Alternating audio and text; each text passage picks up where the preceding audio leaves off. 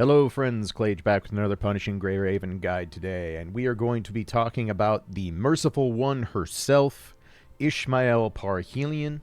Ishmael ushers in a new era for Punishing Grey Raven, being our very first Observer class. The Observer class brings a new level of flexibility to team building in this game, and is a very unique form. So what the Observer class is effectively what will happen. Ishmael will check the composition of your current team, and if she does not see either an amplifier or a tank, she will take on that role on the team and convert her element to whatever the element of the team is. So, for example, if you were lacking a lightning amplifier, if you put Ishmael on a lightning team with a lightning attacker and a lightning tank, she will become a lightning-based amplifier and adjust her kit to work within the confines of that team. Now, what this means is Ishmael is the most flexible unit this game has ever seen, but the flexibility does come at something of a cost.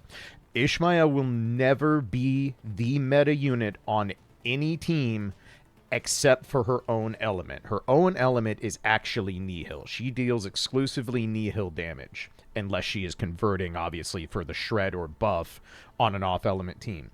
So this means she will never actually supplant a meta tank or meta amplifier in their role. What this means is she has exactly one spot where she is the purely optimal meta pick, and that is in the Nihil team as the tank specifically. So, now, that does not mean that Ishmael is this massive downgrade or is a unusable substitute for whatever role you would want to plug her into with her Observer class abilities. Far from it, actually. She's going to perform very admirably in any role you put her in except for one. The one team Ishmael cannot function in no matter what is the physical team. That's because the physical team is treated as its own style of element. It does not react to elemental shred the way other elements do, and in addition to that, physical units are the only ones who can crit. And criticals are where the vast majority of the physical team's damage comes in, so Ishmael is not going to be functional on a physical team. Do not try to use her to replace either Echo or Han Ying as a tank. So any other role, any other team, she is a viable option for you, and she will be very close to whatever the meta unit is that she's replacing. She won't match them in output, but it will be close, and thus having a unit this flexible and with this many options and the ability to plug this many holes on your roster is a very, very powerful thing. In addition to this, for the most part, Ishmael is going to be better off functioning as a replacement tank as opposed to a replacement amplifier. The reason for that being, as of right now, we can effectively get every single amplifier for free. That due to the fact that both Lilith and then 21 Feral are available for free in Ishmael's patch. So, the fact that we have every single amplifier available for free, whether it's through events, whether it's through vouchers, or the dorm commissions, that means more than likely if you're plugging Ishmael into a role you're missing, it's probably going to be a tank, because the tanks are almost all limited units. They have to be rolled on. Right now, the only meta tank we have that is free is Wancha. So, something to keep in mind there. When I talk about how her builds work and the way we're going to be approaching how you would want to use Ishmael on the various teams, we're mostly going to be looking from a tank perspective. So those are the memory builds and stuff I'm going to give you. Do note, if you are using her to fill an empty amplifier role, if you are lacking one of the amplifiers because you haven't had a chance to build up dorm vouchers or whatnot yet, you'll want to just use basically a support style memory build, and I'll go over that when we get to the memory builds. But again, I'm going to be mostly doing this guide on the concept of Ishmael being a tank, because that is going to be her most common role. So let's get into all the stuff that actually matters, what you come here for. We're going to talk the evolutions, her equipment, builds, all that good stuff. So let's go ahead and start off with evolutions. So S5, ultimate will trigger QTEs. She has 2 ultimates. Both of them do it, so it's standard S5. We see this pretty much with every single character now. At double S, she is going to deal an extra 30% damage in her Dominator form, which is the mode that she is in for the vast majority of her rotation, so that is a nice bonus. In addition to that, her signature will consume a lot less energy, which makes her rotation smooth out quite a bit. And when Forbidden Realm is in effect, she is going to gain an extra signal orb for using her dodge spam string. Don't worry about the details of that. I'll go over all of that when we get to the kit and the rotations and all that good stuff. It'll make more sense when we get there. Double S3. This is one of the most powerful double S3s we've seen in a good while. This is a very, very notable upgrade. So, your first use of the hold to dodge attack in her Wanderer form, which is the base form she starts a stage in, is going to grant her 180 stacks of her collapse points. This notably speeds up her rotation and is a nice boost of damage on top of it. On top of all of that, she will also gain some signature damage, and she will gain signature energy for using her Phantom Annihilation, which is her dodge spam string. If you're curious about the enhances the effect of the observation notes part of the evolution description, observation notes refers to Ishmael's ability to observe and see what role she's taking on. So what this means is she will either get a buff to her elemental shred if she's a tank, or a buff to her elemental damage for the team if she is in the amplifier role. So anytime you see observation notes, it just means it's enhancing her tank and or amplifier skill respectively. So that's double S3. Again, very strong double S3. At triple S, she gets increased damage for consuming her stacks, her collapse points. On top of that, she gains an enhanced 3 ping available in Dominator form during her dodge spam string. This is going to do 1,000% Nihil damage and immediately gain her 180 stacks. This is a very powerful buff as well. In addition, it's going to enhance her observation notes once again, and it's also going to do extra damage to equilibrium fields. Those are the purple break bars that you see in the Nihil-related stages, the big shield that you have to shatter before you actually start doing damage to the enemies. So Triple S gives a notable boost to that aspect of her ability to shred the Nihil bars. At Triple S 3, 6, and plus, she's going to get increased damage on her ultimates, increased damage on her orb pings, and increased damage on her dodge spam strings. So pretty standard triple S plus kind of stuff, you know, a bunch of extra damage for the stuff that you use all throughout her rotation. So good stuff to have. Again, we'll go over where I feel you get the most bang for your buck in terms of evolutions, but that's what she has on the plate. As for her memory builds, you can effectively set and forget a single memory build on Ishmael, regardless of what role you are using her for and what element you are using her for. So no matter what, you're going to want her 4-piece set, Sothoth. I'm hoping I'm saying that right. I'm honestly not sure, and mispronouncing things in PGR is real easy. Also, I'm bad. But anyway, you will want her 4-piece signature set because not only does it increase her on-field damage and abilities, which more often than not, if you have Ishmael on a team, she's going to be at bare minimum a sub-DPS. But in addition, it also increases the abilities of her specific observational tasks. So it'll increase her resistance shred if she is a tank. It will increase her elemental damage buff if she is an amplifier. So the 4-piece memory set basically never gets taken off. It is on no matter what you're doing. In the vast majorities of ways you are going to use Ishmael, you're going to use 2-piece Kadi, harmonize to 4-piece Kadi if you have her signature weapon and can afford to harmonize it. Her signature is where the vast majority of her damage is. Kadi helps build signature energy. This is just basically the go-to. If Ishmael is ever going to be on field, there's not really any reason to not use Kadi. The only time you would swap to any other type of build is if you're having Ishmael fill in as, say, an amplifier and she's never going to see the field. Then you could adjust and put on a support set of memories for the 2-piece and then harmonize either another 2-piece or make that a 4-piece for the support. But in general, if you want it nice and simple, build this set, set it, forget it, never look back. As for resonances, on the bottom, you're going to want to resonate signature move. On the top, any 15 attack works fine. If you really, really want to min-max with Ishmael, what you can do is build an exact copy of this set and then swap all the lower resonances to her class skill. This will make her tank work better, just like it does for the tank class skill and the amplifier skills respectively.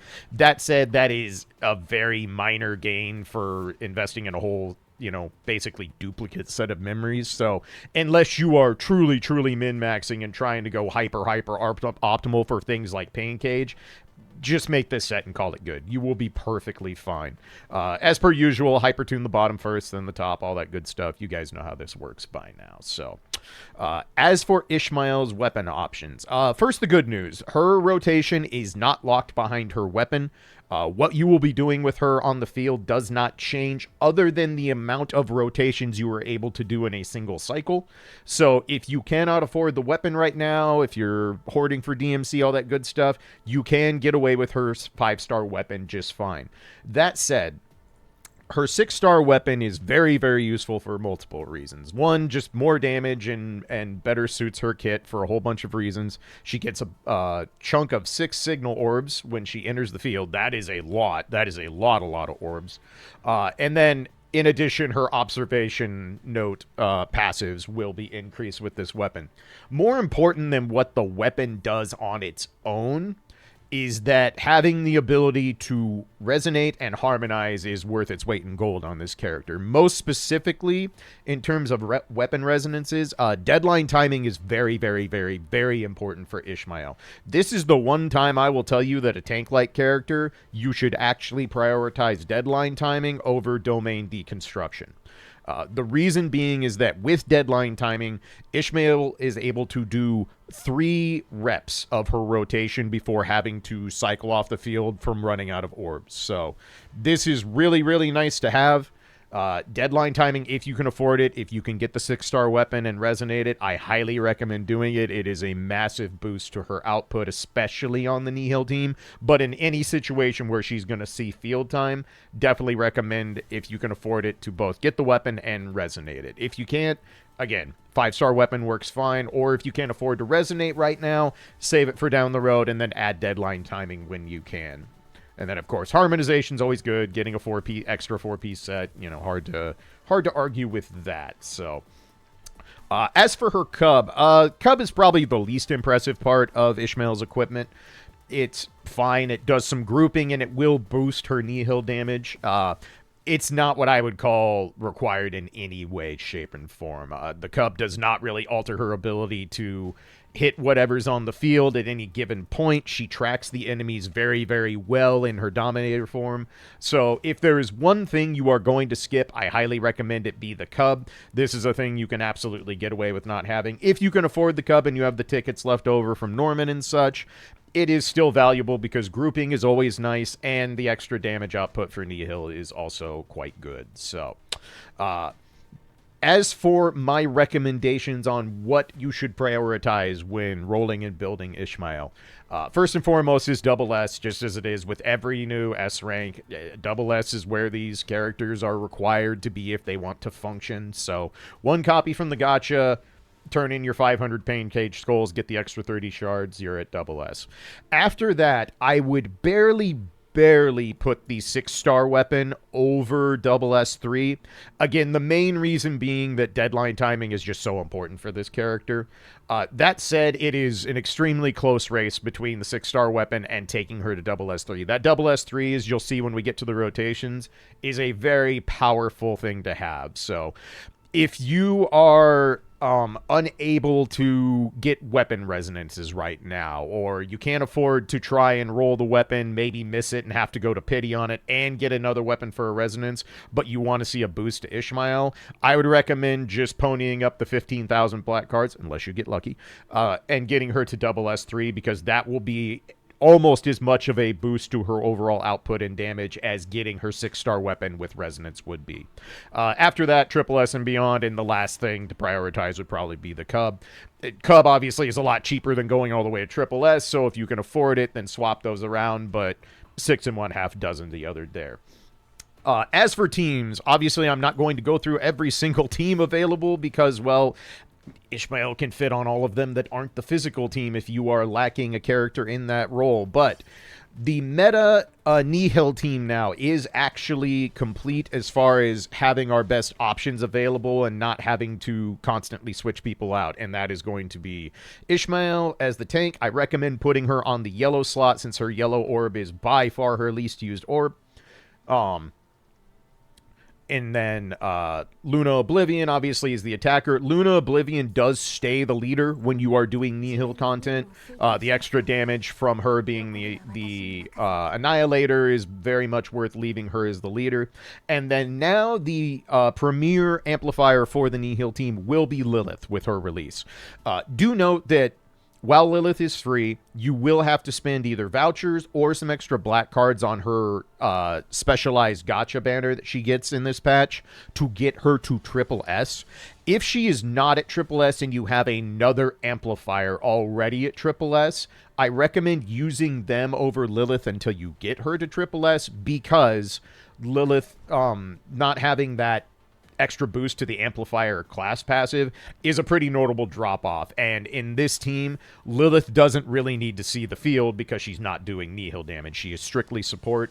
So replace Lilith with the amplifier of your choice and put the support Da Vinci setup on them as per whatever you have available. But if you can get Lilith and build her to Triple S, or if you don't have any amplifiers at Triple S yet and Lilith is equal investment to your other ones, take her over any other one. So this is extra nice in regards to the Nihil squad, mostly because it now frees up our other tanks and amplifiers for specific pain cage fights. So now you don't have to make the choice of, if you see a fire pain cage boss and a Nihil pain cage boss, trying to go, well, do I want to use Watanabe on the fire team or do I want to use them on the Nihil team? That doesn't come up often. Really, it only comes up if you are in Ultimate Pain Cage and are able to unlock intensive battles. We don't really see Nihil bosses as regular Pain Cage bosses, but it still is a nice luxury to have where we don't need to borrow other teams' tanks and amplifiers to fill out the Nihil team anymore. So Lilith obviously is borrowed. She is a dark amplifier, not a Nihil amplifier, but again, when built to equal investment, she is the best option on this team. So that is your Nihil team going forward. So all that said, the recommendations totally on whether or not you should pull this character, obviously, yes, you should pull Ishmael. I know Devil May Cry is very close. I know everyone is hoarding. I know we all want to roll 5 billion copies of Dante and Virgil and do all the cool stuff. Trust me, I get it. If you are a newer player especially, this is the one unit you cannot skip. The flexibility of this character is unrivaled. The fact that she can fit on 5 different teams in 2 different roles is so beyond unheard of in this game, it's almost comical. So yes, you need to pull Ishmael. At the bare minimum, pull her, get her Pain Cage Skulls to get her to Double S, and get her a 5-star weapon. You will not regret having that flexibility and fixing holes on your squad. If you have been playing for a long time and you have every single meta team built to the 9s, Ishmael is still a must pull because she is still the premier tank for the Nihil team, and that's probably not changing anytime soon. So yes, do pull Ishmael if you can at all afford it. If you're saving, if you're just here for Devil May Cry, I get it. But this is the one, if you're going to go get a unit before DMC drops, this is absolutely the one you should be focusing on. So that covers all the builds and recommendations. Let's go ahead and get into training mode, and I'm going to go over Ishmael's kit. It is pretty involved, but the nice thing is that unlike, say, Pyro Oath, she's not terribly difficult to play regardless of what investment you have. So let's go ahead and check out that next. All right, so before we get started breaking down Ishmael's kit, I do want to make a note that we are hitting an era of Punishing Grey Raven where we are getting characters that have not been out for a super, super long time. These characters are not a year plus old like they were for the longest time for how far behind we were on the global servers. With the global sync now, we're getting these characters, much closer to their initial release. And because of that, there is flat out simply not as much information on these newer characters as there were on older ones before the global sync. So, I'm going to be going extra in-depth on this. I realize it's going to make this bloated. My videos are always bloated. You guys know this. I talk too much and reiterate things to make sure it's really understandable. But I think that's more important than ever right now, because Ishmael, with how her kit works, is very easy to just kind of make a quick 10-minute guide, show you how the rotations function, and you will be able to play her pretty efficiently. I'm not going to lie. The character, once you understand the base kit and her rotation aspects, is not super hard to wrap your mind around. Again, this is not a Pyro Oath situation. But I also think it's really important to make sure people truly understand how the characters work, what their kits do, how they're designed, and how they're trying to steer the whole process of playing the character with their unique core passive, with their orb systems, and all that good stuff. As someone who's spent a lot of time doing speedruns, I can tell you from a whole lot of experience that the more sets of new eyeballs you have on anything, whether it's a game you're speedrunning, whether it is a piece you are writing, or in this case, whether it is a brand new character in Punishing Grey Raven, the more viewpoints you're going to get that might find some minor optimizations or little boosts that make the character that much better. So I'm going to go more in depth than's probably needed for the kit. And I'm going to do all the rotations and stuff, and this is going to be way too long, but I believe this is important. I think this is really important for this era of PGR, so bear with me while I get a little more in-depth than is probably necessary, but I want to make sure you understand how Ishmael works. So, when Ishmael is brought on the field, at first, she is going to be in her base form, which is known as her Wanderer form. In her Wanderer form, she has access to only blue orbs and her persistent yellow orb. The yellow orb is always on the first orb slot, regardless of what mode Ishmael is in, and it stays there regardless of what you are doing. So, in Wanderer form, there is not a lot that is super special or unique, but let's go over what we do have. So, as always, there are base attacks. With Ishmael, you are basically never going to use basic. There is almost no reason to do it. It does not build any of her core passive gauges. It will only do its base effects, aka it will do, basic damage, build some signature energy, and eventually build more orbs if you spam it enough.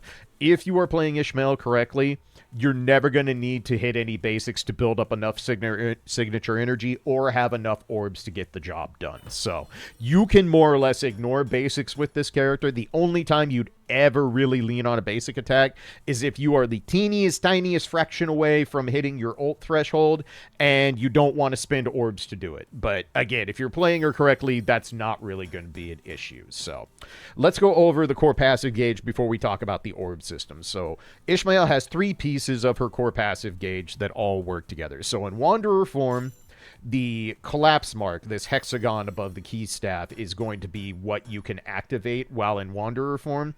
For every ping of a blue orb, you will fill 1/6 of this hexagon. So if you do a 3 ping, it fills to half. If you do another 3 ping after that, it's full. What this will do is the collapse mark enables you to use Ishmael's hold to dodge attack while in Wanderer form. And for however much of the collapsing mark is full, you will gain a set number of stacks over here, the number that can be raised based on using different parts of Ishmael's kit.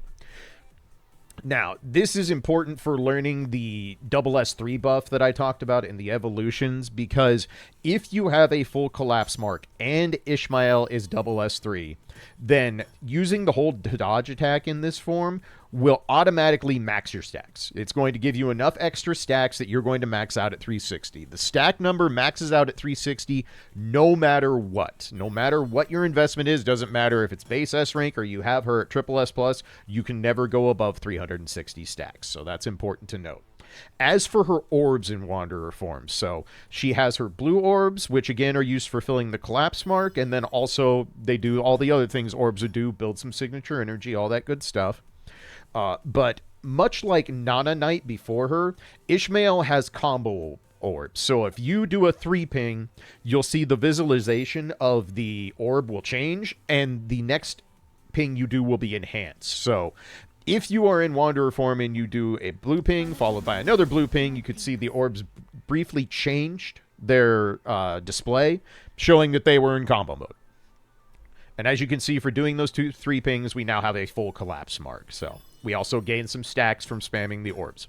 So that's how the blue orbs work. That is literally all they do. They are only used for building the collapse mark and building some stacks, and then also the bonuses of what you would expect. Some SIG energy, all that good stuff. The yellow orb, on the other hand, is a very unique orb. This is persistent in both modes, when she is in her base Wanderer form and when she is in her advanced Dominator form, which we'll get into in a minute. But the yellow orb is pretty unique. What it is it is a temporary buff for Ishmael. Once you cast the yellow orb, she gets a 6-second buff that greatly increases her damage output. In addition to that, if you are in Dominator form, this will fill the key staff gauge, which is her main core passive while she is in Dominator form. It will also give a notable chunk of signature energy on top of it. So, in general, your first steps with Ishmael are building enough signature energy to get into her Dominator form, and it's not much. It is literally a very small amount to get this first ult to pop. And then getting in the Dominator form, using her kit in there, and utilizing the yellow orb in Dominator form to both fill up the core passive gauge and give her a buff for her first rotation. So, that is how this form works. Once we have signature, we go ahead and tap it. Matrix will activate, and now we are in Dominator form. Dominator form has red orbs in place of blue orbs, so all your blue orbs are converted to red orbs, and vice versa. Whenever you transition from one mode to the other, however many orbs you have, that's how many orbs you will keep going back to the mode. They don't increase or decrease because you switched from Dominator to Wanderer or vice versa. But the red orbs in Dominator mode enable a much more important part of her passive. So, just like the blue orbs, they are combo. So, if we do a 3-ping followed by a 3-ping, we get a combo. And as you can see now, a decent chunk of the key staff is full, and we got more stacks in the process. If we go ahead and use the yellow orb, you can see the key staff becomes completely full, and you get the Void Realm effect, showing that the buff is active for the 6 seconds it's available. When you use the yellow orb, it goes on a 20-second cooldown. This is omnipresent. You cannot shorten this cooldown. Nothing you do with the kit will speed this up. You have to wait the full 20 seconds no matter what. You are stuck with it. So, when you choose to utilize the yellow orb is very, very, very important for Ishmael's rotations. And we'll get into that once we get to those. But just note that you have to pick your spots with this, and you should pretty much never use the yellow orb until you hit Dominator mode, because quickly filling this passive gauge is going to enable a lot of good for Ishmael. So, now that we have a full gauge down here, Ishmael now has her ability to utilize dodging to attack. So how this works is when the key staff is full, Ishmael can spam the dodge button to consume charges of the key staff, and she will go into a unique attack string. Now this is notable for a couple reasons. One, obviously, this is her main form of attack in Dominator mode. This is how she builds not just signature energy, but outputs a great deal of damage.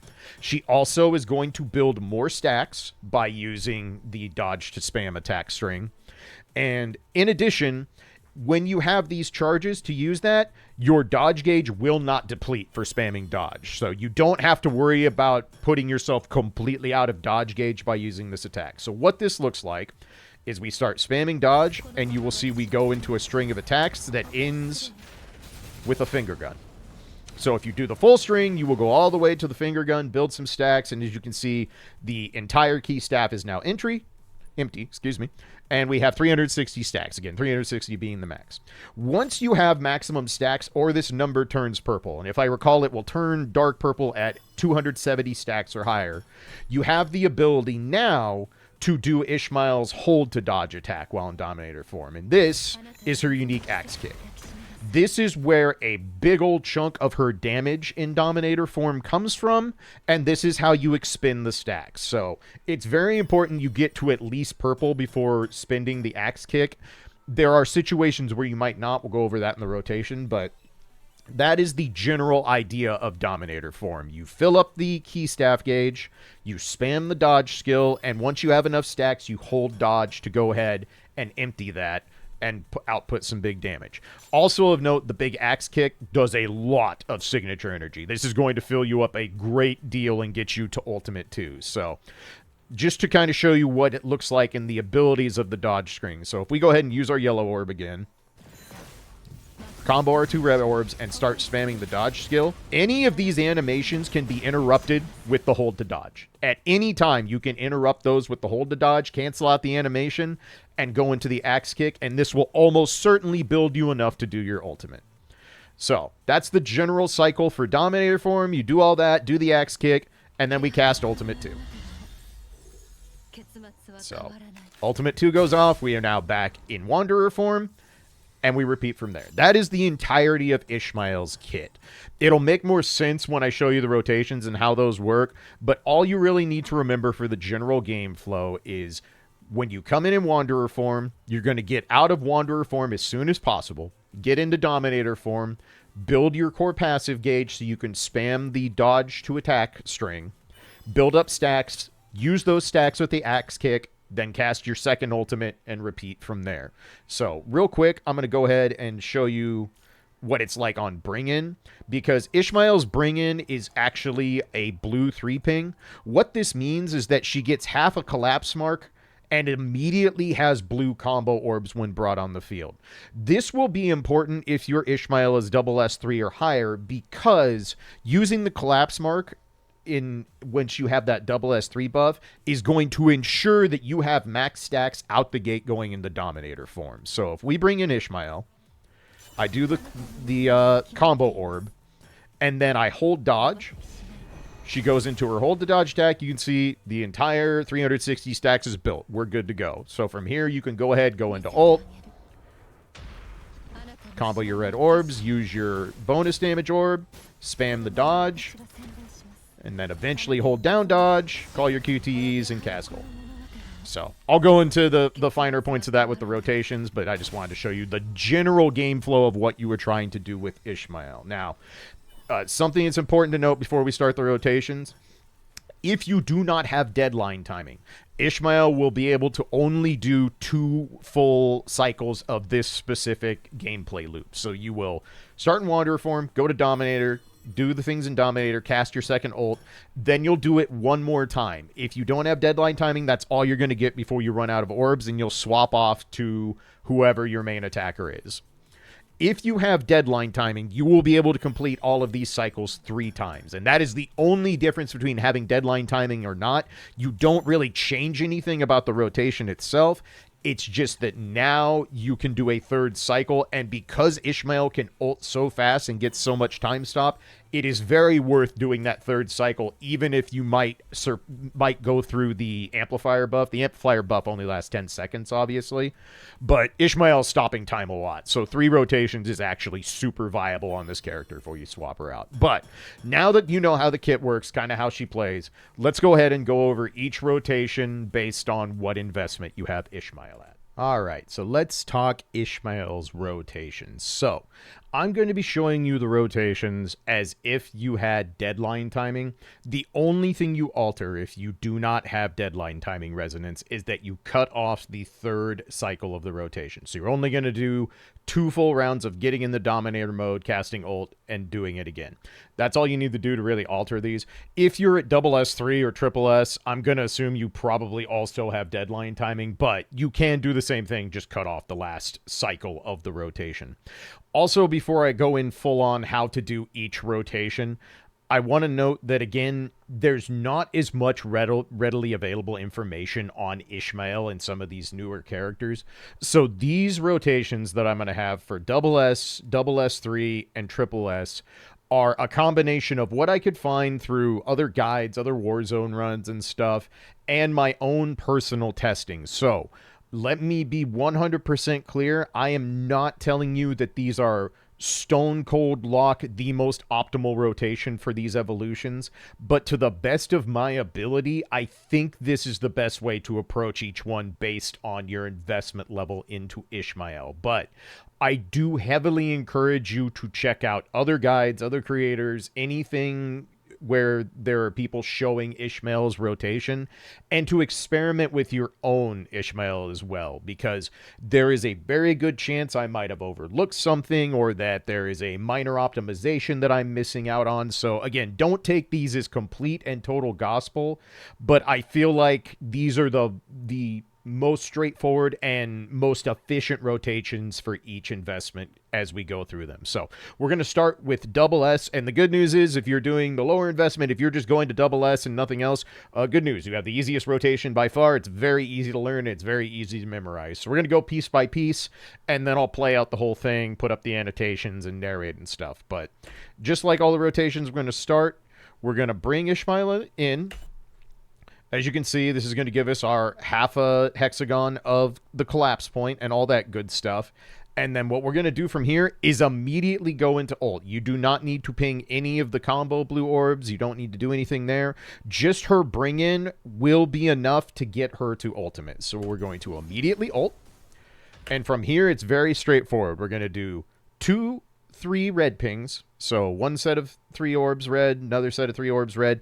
After the second 3 orb red ping, we're going to hit our yellow orb to enact the boost, the big damage buff for Ishmael, and then putting her in the void realm so that she gets all the bonuses that come to that.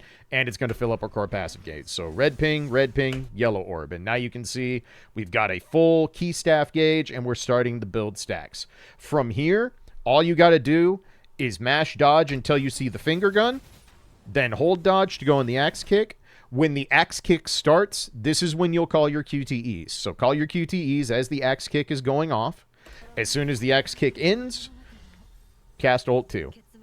Now, at the end of ult 2, if you've done this correctly, if you've used your 2 red 3 pings, done the dodge there, used your yellow orb, done the dodge sequence, not only will you have enough energy to cast your main ult after the axe kick, you should immediately gain enough energy to go right back into dominator mode. So when you do the ult where Ishmael takes the planet and does the bite at the end, just mash on your ult button. You can literally hammer on that thing and it's going to immediately put you back into dominator mode. And we literally repeat this 2 more times. So 2 more red 3 pings. The yellow orb is not on cooldown.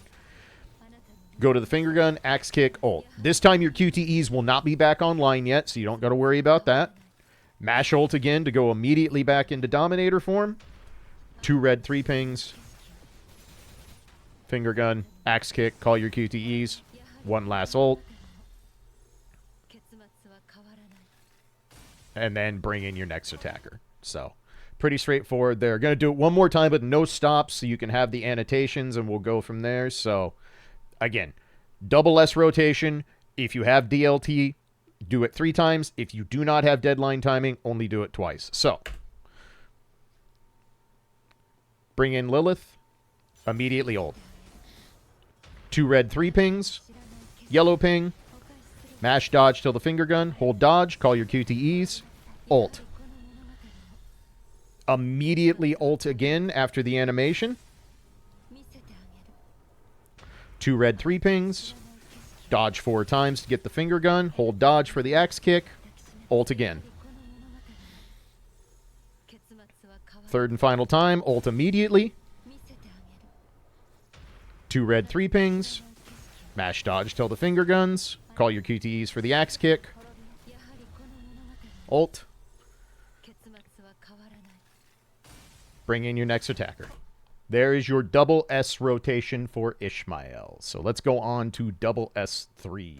Okay, so the added wrinkle for double S3 is that is the evolution where we get the unique ability for one time after being brought into the field, if we do the hold to dodge attack in Wanderer form, in base form, we get 180 of the collapse point stacks. So what we're going to do instead of immediately going into ult 1 after Ishmael comes on the field, we're going to do a blue 3 ping to fill up the collapse mark, the hexagon, and then we're going to immediately hold dodge, and this is going to give us all 360 stacks out the gate, and this will speed up the rotation a little bit and increase our overall damage. damage. So what we're going to do is we bring Ishmael in. We do a blue 3 ping. So you see I've already pinged the combo orb. Now, if you look down, we have the full collapse mark available. From here, you hold dodge, and you can immediately cancel this animation into ult 1. As soon as you see the collapse point number rapidly going up and turning purple, you can cast the ult. So you see it's turning purple. I'm already doing ult right now. So from here, we go into ult. Now, instead of doing 2 3 pings of red, we only need to do 1. Because we've already got all the stacks we need, so we don't have to build up stacks by spamming near as much as the dodge gauge, nor do we need as much signature energy and stuff, because we're going to use the yellow orb on this first rotation to fill our key staff core passive gauge and to build up enough signature energy. So the idea is we're going to do 1 3 ping, cast the yellow orb, then we're going to do dodge a couple times. We don't have to do the full string into the finger guns. The reason you need to do it a couple times is to fill up enough of your signature energy to make sure that you can immediately ult after you do the ult in Dominator mode. So we come in here, 1 red ping, yellow ping. Got a full key staff. We got 360 stacks. So we're just going to do a couple dodges immediately into the axe kick with QTEs. And then cast ult. Now, just like before, we're going to immediately ult again as it comes up. Now, for the second rotation, since we didn't spend any blue orbs, we don't have any of the collapse mark going on, we're going to do the exact same as the double S rotation. So this is going to be 2 red 3 pings, dodge string until the finger gun, and then do the axe kick. So 2 red 3 pings, mash dodge, finger gun comes out, we do the axe kick. Your QTEs will not be back up online with this if you're doing it quick enough. Don't worry about that. They'll be back up for the third rotation. So now for the third rotation, we are again going to go ahead and spend 1 set of blue orbs here to give us half a collapse mark and then immediately cancel that into hold dodge. That's going to give us more stacks than we would get if we just went immediately back in and did 2 red 3 pings. And we want to get some bigger stacks built up for this third rotation because our QTEs will be back online. So it's going to buff all the damage. So blue, hold dodge, immediately go into Dominator form. 2 red 3 pings, go to the finger gun, axe kick, call your QTEs, ult, and then we'll swap off Ishmael to the next attacker. So the only real changes are that on the first and third rotation, you're going to do 1 blue 3 ping and then hold dodge immediately after. As soon as you see the collapse point stacks rising, you can cancel into ult and start the Dominator rotation. So once again from the top, and I'll put the annotations up. So bring Ishmael in, blue 3 ping, hold dodge, cancel ult. 1 red 3 ping, yellow, mash dodge twice, axe kick, call the QTEs and ult. Immediately ult again. 2 red 3 pings. Mash dodge till the finger gun. Hold axe kick. Ult.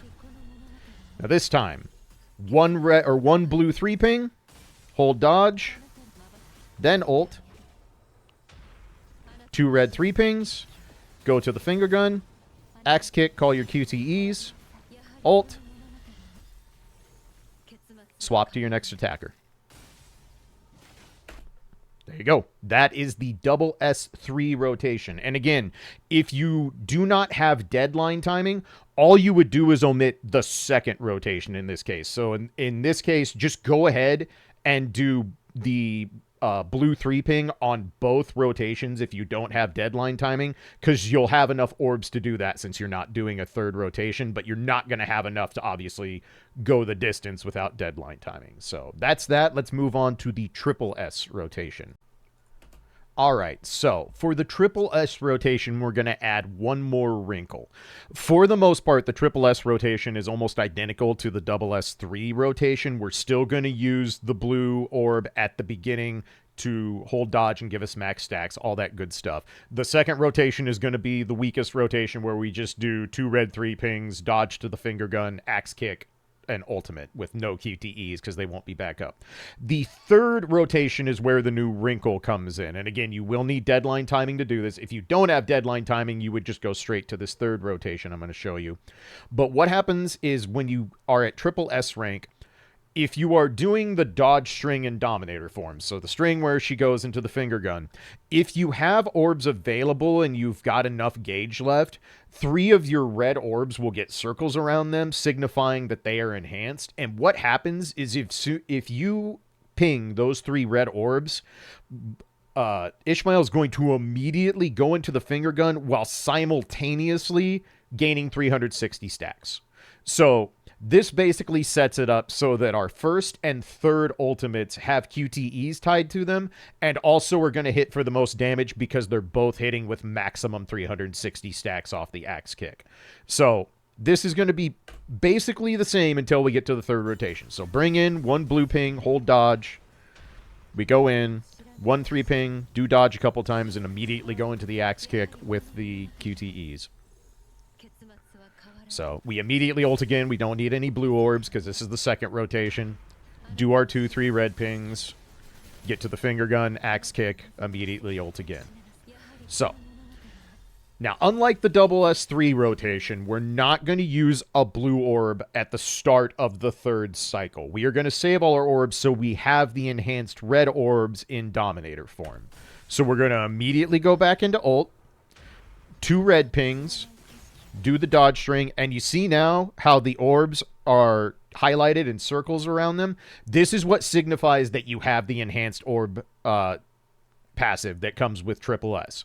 So we ping those orbs, it immediately goes into the finger gun, and as you can see, we already have 360 stacks. So we're going to get an axe kick with full stacks and QTEs into our ult, and then we bring in our next attacker, and then you just repeat for there as long as you can keep the war zone going. So one more time the whole way through, and I'll put the annotations up on the side. So bring in blue 3 ping, hold dodge, cancel with ult.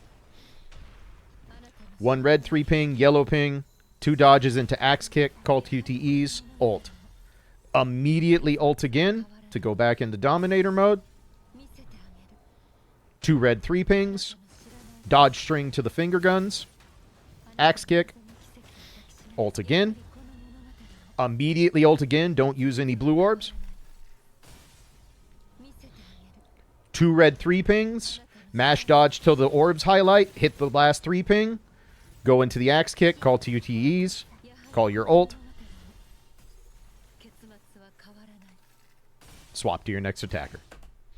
Those are all the rotations you will need for Ishmael. Again, I am not going to tell you these are 100% the absolute most optimal rotations for each investment, but for as much testing as I could do and everything I could parse out, these feel like the way to go for each individual investment rank. So once you reach a certain threshold, you will always just do that rotation. So as soon as you're at SS3, you can do the SS3 rotation till the end of time. Once you're at SSS, it stays the same no matter how much higher you take the evolutions. But again, normally this is where I would go into a big old Warzone demonstration and show you how to use the character in Pain Cage, but there's not really any point to doing that with Ishmael. Her rotation is going to be the same in every Warzone that you have her as a sub DPS in, and there's almost never going to be a time where Ishmael is your go-to option for wiping a Pain Cage boss. The only time you would go to Ishmael for a Pain Cage boss is if it's an element neutral boss, so Hamlet, Shark Spear, those kind of fights,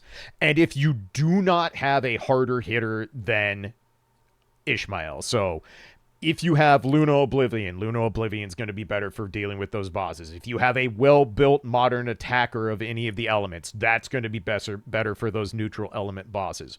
But if you do, you're a newer player, Ishmael's your most built character or whatnot, you can use her as a Pain Cage fight. Basically, you would just set up your other 2 characters to be support bots, and you would do the same rotation. What I would suggest is just trying to get in and out of your ults as fast as possible, because that's how she's going to stop the timer the most. That's how you're going to get your highest score. But these rotations that I've showed you can apply to Warzone regardless of what team Ishmael is on. Her rotation does not change just because she is not on the Nihil team. You do the exact same thing no matter what. So with all those done, and we're not going to bother with a Warzone and PPC demonstration this time, so let's go ahead and wrap this thing up, because I'm sure it's way, way, way too damn long.